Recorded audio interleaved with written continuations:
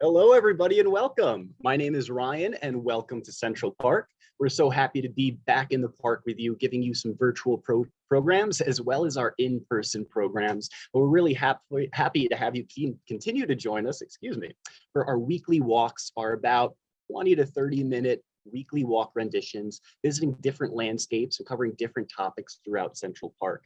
Today, we have a fun one for you. I hope everybody had a very happy, healthy, and safe 4th of July or Independence Day, and happy belated Independence Day to you all. Really appreciate having your support on these weekly walks, whether we're viewing the park present day or covering some of the history of the past. Today, we're going to be covering a little bit of present day Central Park, but largely talking a little bit about the military history that exists here within Central Park. So thank you again for joining me, Ryan, on a weekly walk remembering the revolution on today, July 6, 2022. Now, as we start our walk, I do want to thank you again for your continued support on these programs, as well as all the programs we at the Central Park Conservancy do.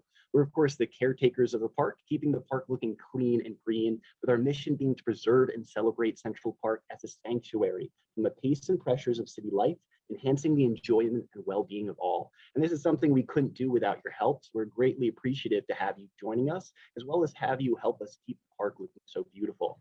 As we explore the park today, of course, we're virtual. We are going to be using Zoom. And if you do have any questions, you can certainly use the Q&A feature. My colleagues Desiree and Jose will be on the back end answering any questions you might have. Use the chat feature if you'd like to share a message about where you're joining us from or a favorite part of the park, or maybe something you did on 4th of July. Last thing you'll see pop up are going to be some visitor polls I'll launch throughout the walk. After everybody's engaged in these, I'll share the results and we can see what we're all thinking. Last thing you will see, of course, popping up are our live transcripts. You do have the ability to turn those off going to your Zoom toolbar, and you'll see a little live transcript or CC icon, which you can see on the bottom right of this picture. If you do have any questions, of course, use the chat or Q&A feature. My colleagues can help you out with that. But otherwise, let's begin our walk where we explore the northern end of Central Park and cover some of the various military history that exists up within this area. Now, before we dive right into that, I do want to launch an initial poll for us to vote in. This one's a little bit of a history question for you. So don't worry, it's not really Central Park related, so it might throw us off just a little bit. But I'll let everybody vote in this, which is, when did the American Revolution end? This is something that I was actually hazy on and kind of forgot until I had to create this presentation for you all. So it's nice to remember some of this history that we may have learned a long time ago, but may have forgotten a little bit over time. As we explore the park, we're going to be visiting the northern end, and we can see some of our locations here. And of course, Central Park has a lot of amazing history, really New York in general. New York is a relatively new area, or rather the United States is a relatively new country. So we have a lot of this history existing not too long ago. Interestingly enough, the first commemorative sculpture to exist in a New York City park was unfortunately a statue of King George on his horse. It had been erected in really New York's first park, Bowling Green in Lower Manhattan.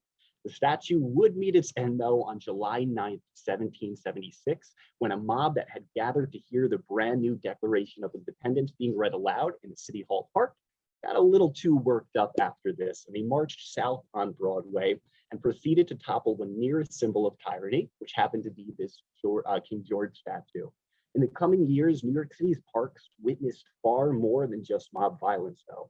During the American Revolution, you would find areas that are now public parkland being used for the sites of bloody battles, outsized courage, and doomed attempts at diplomacy. This photo that we can see here, coming from the Museum of the City of New York, gives us an illustration of those events post the Declaration of Independence being read, as this statue that once stood in Bowling Green was toppled over. Of course, visiting just about anywhere in New York City, you can find immense amounts of history that sometimes are lesser understood or visually seen. But when we travel to some areas like Central Park that keep a lot of the topography of Manhattan's past, we can get an understanding as to why some of these areas were used for military high points. Looking at this older map of the northern section of Central Park, we can see just how many of these sites exist, as there's about 7 or 8 scattered around this northern end. We're going to be visiting most of these locations today. And while some of them do have more of a deeper connection to the War of 1812, many found their initial start during the American Revolution back during the 1770s. And I'd like to actually share that poll result, as I have, I think just about everybody voted in it. So I'd like to share that result here, and we can see that the majority of people actually got the right answer. I myself was a little off when I was first going over this information, but September 3rd, 1783 is actually going to be the end of the American Revolution. We see it starting around about April 19th, 1775. About a year later, on July 4th, 1776, we see the Declaration of Independence being signed in. And of course, in the about 7 years following that, we see British invasion of Manhattan. And we see Americans, of course, having to fight their way back to take over the state of New York. We'll talk, of course, a lot about this military history as we're focusing today on the American Revolution. But we'll start off with this little bit of a history question for you. And as we start to make our way into the park, we're going to snap back into present day time and talk a little bit about these sites as we make our way through the park, starting just on the north end of 110th Street at Adam C. Powell Jr. Boulevard. A favorite entrance of ours because it brings us almost immediately into the Northwoods, one of our favorite landscapes. But as we enter here, I figured this would be an appropriate starting location because, as many of you know, many of the gates to Central Park are named to honor the different types of professions or citizen groups that might be using the park. This entrance to the park, or this gate, is known as Warriors Gate for good reason, because almost immediately upon entering the park, we can see some of these military high points that were once fortified. So as we enter in at Warriors Gate, luckily we won't have to battle anyone today. We'll just have to battle the vertical climb of the staircases we have to climb up in the beginning. And as we start to walk up, not only one staircase, not only two staircases, but after a few, we'll get an idea physically about why this landscape might have been such an amazing military strategic hold. Climbing up the Rock of Manhattan, Manhattan Schist, we understand where Manhattan really got its name from, derived from a Native American term, Mannahatta, meaning island of many hills. Many of these hills still present in Central Park. And as we start to climb up yet another staircase, we can take a more adventurous way to the highest point within the Northwoods. As we climb up this rough-cut Manhattan Schist staircase, do a little bit of rock scrambling and start to get an open view of the canopy, getting a little bit of that clear blue sky shining in on us and seeing something sticking up from above the tree line. That flagpole is going to be from our first point that we're visiting, a location that I'm sure you're familiar with because we visited this area plenty of times before. We've come up to the blockhouse. The blockhouse would largely be constructed actually more towards the War of 1812, but it does have traces back to the Revolutionary War. This would be one of 3 blockhouses created in preparation for the War of 1812, this one really being finished up by 1814 or so, just 2 weeks before the War of 1812 ended. But this would be not only a strategic hold, but also an ammunition storage.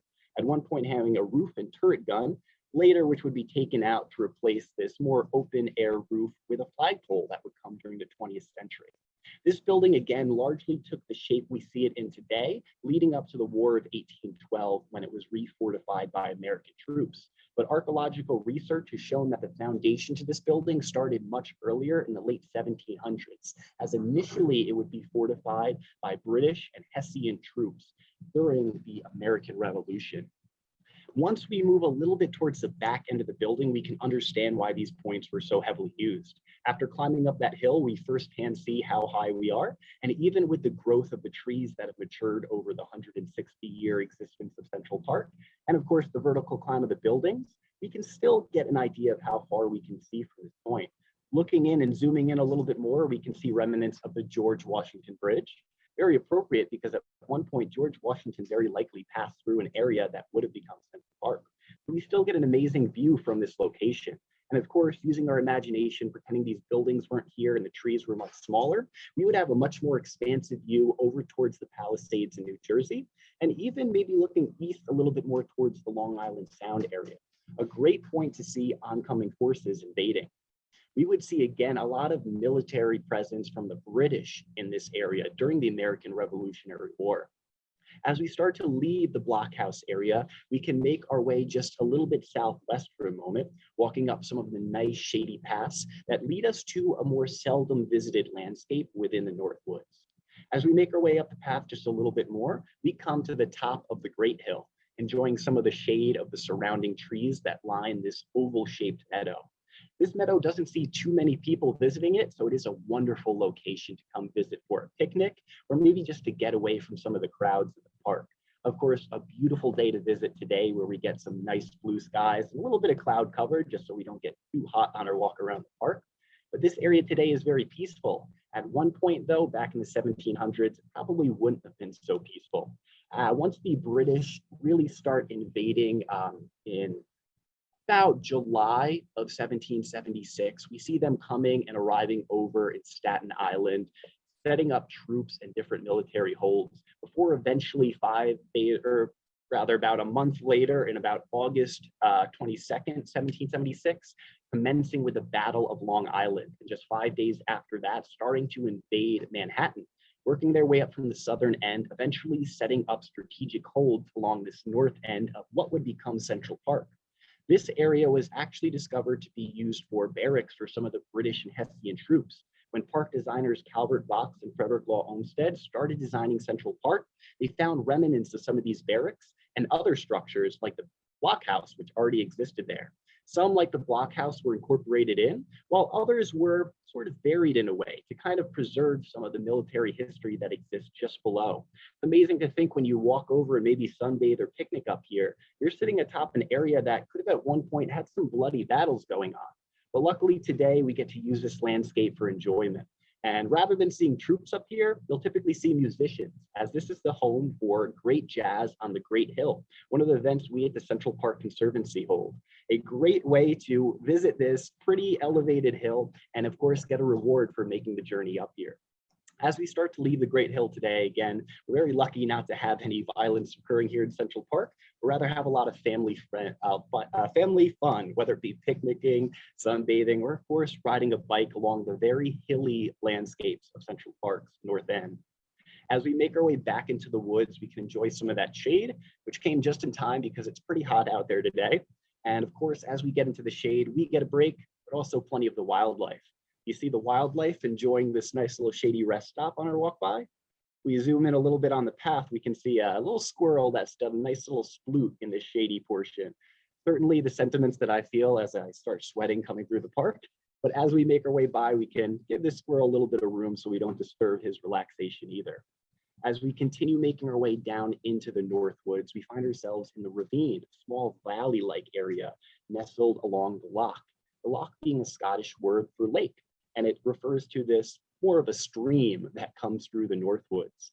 This stream certainly leads to some beautiful views on top of its serene, slow flow, like one of 3 cascades we can view as we walk through this area. These cascades provide that beautiful sound and view to help distract us from some of the city sights and sounds around us. This, like much of the park, was human constructed and didn't exist in its exact form prior to the park's construction. We do see park designers, Calvert Vaux and Frederick Law Olmsted, dredging and manipulating an old stream that once ran through here, positioning rocks to create this flow and supplementing in more water to have more of a grand flow of water rather than a babbling brook. We see the original stream that once existed here being known as Montaigne's Rivulet, getting its name from Dr. Johann de la Montaigne, a Dutch Huguenot who would settle over here, creating tobacco farms along this freshwater stream.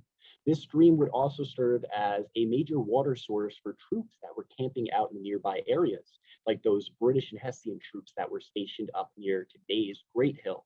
So we see this being a very useful landscape, even though it was very rural during those times.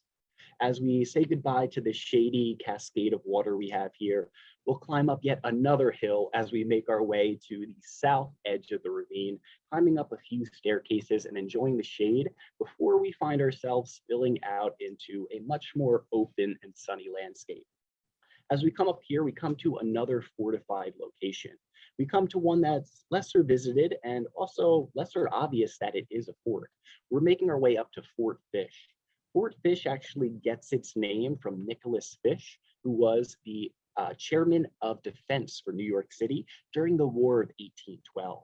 Many of these forts getting their names from Americans after the American Revolution. As we come up here, one of the main features that we may think of when we think of Fort Fish today is the Andrew Haswell Green Bench, a memorial to this civic New Yorker who helped create countless different institutions like Central Park, the Natural History Museum, the Metropolitan, as well as largely being known as the father of Greater New York for his consolidation of 5 boroughs to become New York City. This bench would come up in the 20th century, of course, much after the American Revolution. Looking around the rest of the landscape, it's hard to believe or really know, unless you know the history of it, that this was at one point a military fort. It wouldn't really be a fort that had cannons like the blockhouse, but rather a fort where troops would eventually stay. We would see this largely being one of the locations where American troops would eventually house themselves, largely towards the War of 1812. But we do still see this being used by British and Hessian troops as well to help man the nearby forts which we're making our way to. Today, Fort Fish doesn't get too much visitation, but it is a really amazing historic site that's nestled right in between a bunch of the other forts. And as we start to make our way a little south now, or rather a little north, we can head a little bit closer to the Harlem Mere to get a few different views, as well as see a few other fortified locations. As we make our way just across the East Side Drive, we'll watch out to not get hit by any bicyclists. We can also take a glance over to our right and see this location, which is today known as the Mount. The Mount today serves as one of our composting sites, as well as a nursery for trees that might be ending or just starting their life. Certainly a very useful area today, but one that had a lot of different use over time, as well as a few different structures that would once exist over here. One of the structures we'd see, which would come towards about 1756 and last until about the 1840s, kind of getting rebuilt and surviving until about the 20th century, is the Mcgowan family tavern. The Mcgowan Tavern, or Mcgowan's Pass Tavern, the family's name typically spelled M-C-G-O-W-N, but many a times abbreviated and changed to McGowan with an A, was a very famous rest stop that existed well before Central Park. We'd see this rest stop or tavern actually being used heavily by British and Hessian troops during the American Revolution. During that time, again, we see the British invading Lower Manhattan around 1776, making their way up north and setting up a line of defense all along this area that would become the northern edge of Central Park, running from the East River to the Hudson River, holding down many of the locations we've seen so far, plus a few others we will be seeing. This rest stop, of course, again, catered to many different crowds. And later, after the American Revolution, we would eventually see it being used by American troops during the War of 1812. We see this building shifting up its use, though, quite a few times, as towards the 1840s, we would see a separate building being constructed outside that would become a convent for the Sisters of Charity of St. Vincent de Paul, who would operate here from about 1847 until about the mid-1860s, when the extra 4 blocks of land from 106th Street to 110th Street would become part of Central Park, largely because of the rocky structures, which made it hard to adapt into New York City's grid system. But we see this building being a staple for quite some time, unfortunately going through a few iterations and at some point a fire or two that did damage and largely destroy the building.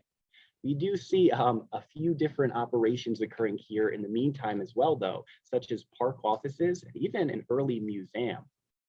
As we leave this area today, again, no remnants besides a stone wall found outside really hold or really tell us what this area used to be. But if you do investigate around, you can find some of the foundation that was constructed from the Sisters of St. Paul, Sisters of Charity of St. Vincent de Paul, when they constructed that convent around about 1847. As we continue a little north now, if we cross the street, we'll stop by our last few little fortified locations, pieces of history that exist over in this general area. As we make our way up the path a little bit, we can find a small retaining stone wall that lets us know that this area is used for something. What we're coming up to right now is going to be Nutter's Battery. Nutter's Battery gets its name from Valentine Nutter, a landowner whose name would be associated with this area during the War of 1812. Not sure if it had a specific name during the American Revolutionary War, but we would have seen British troops holding down this position with their horizontal line across the island of Manhattan. This area, of course, though, being a lot more open than it is today. Rather than seeing the Harlem Mere, which we can see in this photo, Mere being Dutch for lake, we would have seen the Harlem Creek, a tidal marsh where some streams and creeks poured out here, creating a pretty marshy and difficult to travel through land. But there was something very nearby that would have allowed travel over this creek. We'll see what that was in just a few moments. But today we can enjoy Nutter's Battery as a location that holds a little bit of this military history, and one that for some time was really unknown, as this area of the park was relatively inaccessible for some time.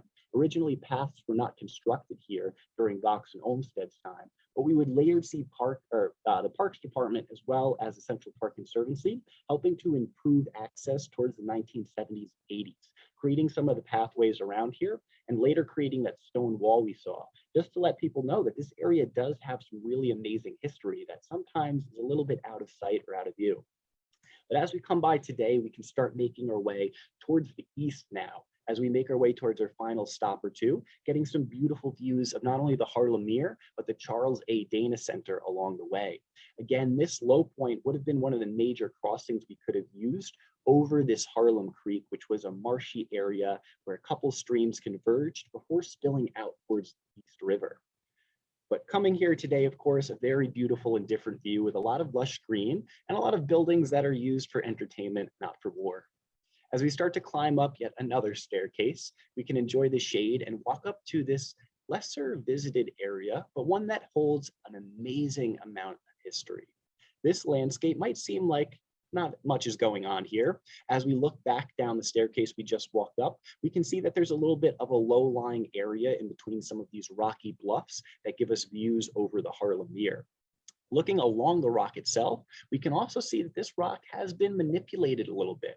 Not too much of the rock in the northern end of Central Park has been changed over the park's existence, but a few areas such as this were heavily used prior to the park becoming Central Park.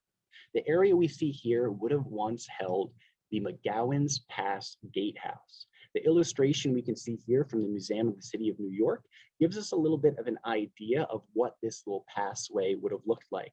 And the reason this pass was here is because the little passage or road that runs through here was known as Kingsbridge Road, being really one of the only ways in and out of Manhattan's North End. As it would come over the Harlem Creek, you would see this Kingsbridge Road split off to become Albany Post Road and Boston Post Road. Probably guess where those roads would take you. And these would be early postage routes as well as really an early highway system. So controlling the only way in and out of Manhattan's northern end was certainly a very important strategic position to hold on to. This is one of the reasons we see this area being the northernly defense line of the British troops, and then later the Americans during the War of 1812. The narrow bluff where this landscape passed through in between two rocks controlled a very finite point, so it was pretty easy to hold this position down. It'd be hard too to imagine what this looked like, but we can look at a real-life recreation of this gatehouse, that once existed in the Charles A. Dana Center, that little visitor center we saw as we walked by before. Visiting the Charles A. Dana Center, you can often find in the gallery room a little bit of information relating to the military history of this northern end. Like at one point, this small recreation, or for kids, that shows us what that gatehouse would have looked like. You can imagine how important of a position this would have been to hold. As we also look back in history, we can really find remnants of these still existing. While many of them might not be up and exposed, just a little bit underground, we can really find a lot of amazing history. And during some archaeological digs over here, we were lucky enough, while doing some restoration of the area, replacing irrigation and drainage systems, we're able to take advantage of that work and also get an idea to find out what's underneath. During this archaeological dig, we would see a couple of the roadways and foundations of the original gatehouse area, as well as Kingsbridge Road being uncovered. This work being done around 2016 during some restoration work. but really giving us an opportunity to, again, see the immense amount of history that exists just a foot or two below our feet. And you're always walking on some type of history, usually in New York. But it's amazing to think that this road dating back to the really 18th century is existing just below our feet as we walk over this path. Today, you won't find this exposed foundation. You will find it covered up, but you can know that, again, just a few feet below our paths, we have this immense amount of history, such as Kingsbridge Road, one of New York's first and only really highway systems and roadways out of Manhattan. As we continue walking up the Kingsbridge Road area, we can come to our last fortified location, which is probably one of our favorites, one I'm sure you're familiar with. But as we make our way up the stairs, we come to a location that is known as Fort Clinton. Fort Clinton, much like Nutter's Battery, getting its name at Nutter's Battery and Fort Fish, getting its name after the American Revolution during the War of 1812, when American troops start to refortify these areas that were once originally fortified by the British. We see DeWitt Clinton being the mayor of New York during the War of 1812, which is why this fort is associated with his name today. But again, originally this fort was created by British and Hessian troops. Hessian troops being German soldiers that were basically contracted by the British to fight for the British forces. We see those troops, again, fortifying this area, controlling points of the gatehouse near Kingsbridge Road, setting up camps and encampments and barracks for troops over at the areas that would become Fort Fish and the Great Hill, and of course, setting up strategic points along the west near today's Blockhouse. This area, though, although it would get its name towards the War of 1812, it does have a few features that directly match up with the Revolutionary War. And of course, looking over this view today, we can understand, even with the vertical growth of buildings and trees, why this would have been an important part. Giving us one of our most extensive views, we can look over towards those two buildings, which is in the general direction of Connecticut. That would be during the War of 1812, where British troops would have been invading towards as they came in towards the Boston area. During the American Revolutionary War, again, this is where we would see British troops holding the spot down. After we see the British again invading August 22nd, 1776, we see them slowly moving their way up North Manhattan, setting up forts in this location and holding these areas down until 1783, which is when we would see the American Revolution coming to an end with things like the Treaty of Paris being signed on September 3rd, 1783. But we would have seen George Washington likely passing through this area as he escapes near Long Island, heading up north as the British start to invade. We eventually, of course, see the British getting forced out, but we do have some remnants of the British forces that exist up here. Two things I'm sure a lot of people have seen when they come to this area are the amazing cannons that exist here. And these cannons are authentic, dating back to the 18th century. For some time, these cannons were thought to be used maybe by American forces or maybe be set up here during the War of 1812. But it was actually later found that they date back to British troops and a British ship that would actually run aground in the around 1780 or so.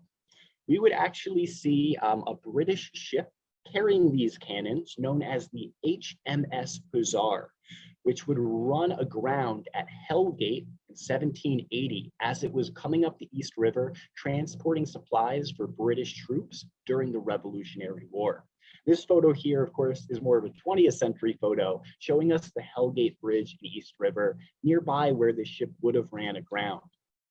These cannons amazingly were discovered at some point and donated to the park around 1865, of course, almost 100 years after the American Revolution.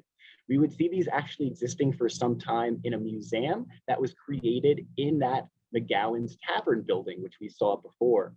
Unfortunately, the building would catch fire in 1881, however, and these cannons would be lost for some time.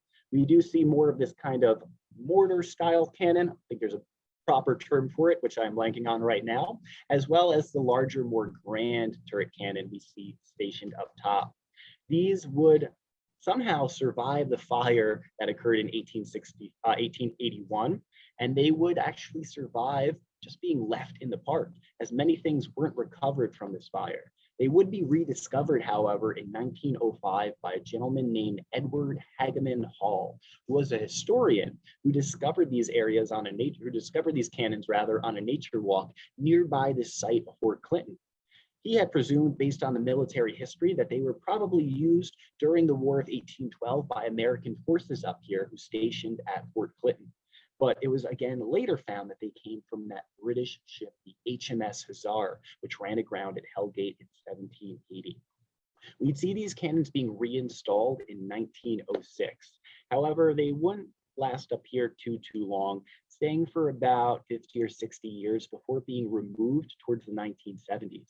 Because of course, over that time, Central Park went through a lot of degradation and damage, and historic cannons like these were actually getting damaged. Graffiti was getting covered on everything, and even the stonework was being taken apart and knocked off. So these cannons were brought to a storage facility in the 1970s.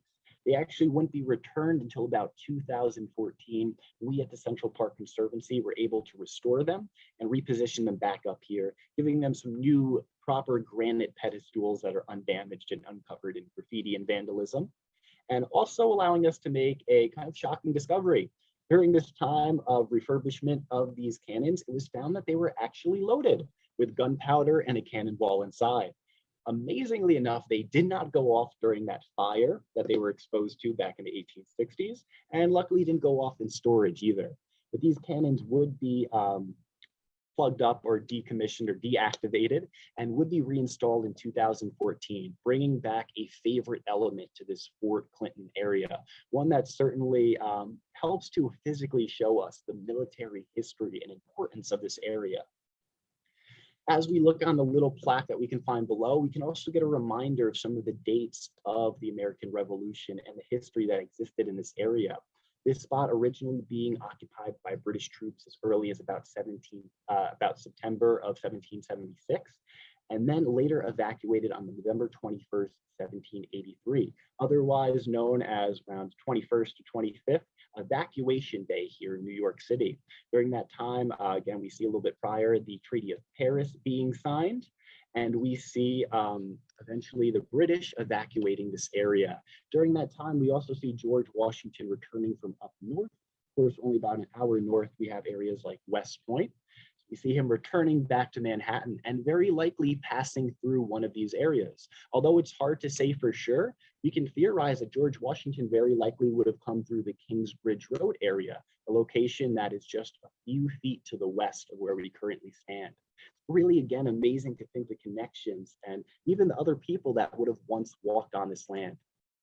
As we take a step back, getting a view from the Charles A. Dana Center, that visitor center we saw before, we can really see just how much the park has evolved, not only in our modern uses for the park, but even just how the landscape has changed and grown over time.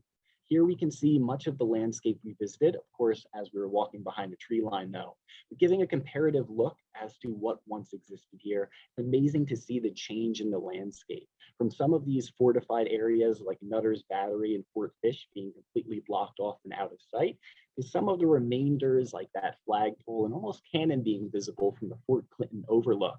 And of course, today you'd have no idea that the Gatehouse or Kingsbridge Road ever ran through that small rocky bluff.